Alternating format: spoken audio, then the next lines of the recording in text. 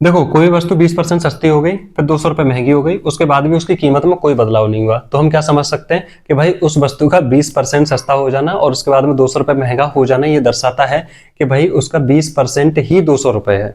ठीक है, चलो इसको हम सॉल्व कर लेते हैं। वस्तु की कीमत हमने मान ली कि वो x रुपए की वस्तु है, तो हम क्या करेंगे, उसकी हमें निकालनी है, कीमत निकालनी है वस्तु की, जैसा आप देख रहे हो प्रश्न में, है ना। तो हम x का 20% निकाल लेते हैं।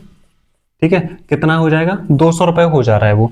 ठीक है, हमने क्या किया, इसको x इक्वल्स टू 200 इंटू 100/20 कर दिया, इससे इसको काट दिया, इससे इसको काट दिया।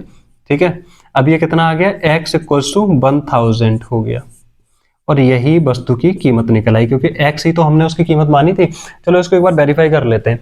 अगर हम मान लेते हैं, जैसे प्रश्न में जो दिया गया कि 20% सस्ती हो गई, तो 1000 का 20% हमने निकाला, यानी कि कितना निकल के आ गया, 200 रुपए, है ना, 20%। और यहाँ पे दिया भी गया है कि भाई 200 रुपए अगर महंगी हो जाती है, तो अगर यही वस्तु जो थी दो पहले क्या वो 20% कम हुई, यानी कि वो 800 रुपए की रह गई है सस्ती होने के बाद में, और महंगी होने के बाद में 800 में 200 रुपए जोड़ दो, भाई आपकी कितनी आ गई, 1000 रुपए, यही उसकी वास्तविक मूल्य। अब इसमें क्या है, देखो घटाने के बाद हमने देखा कि भाई जब हमने घटाया 800 रह गया, 200 रुपए महंगा किया, 1000 रुपए हो गया, उससे पहले उसकी कीमत हमने कितनी निकाली, 1000 रुपए।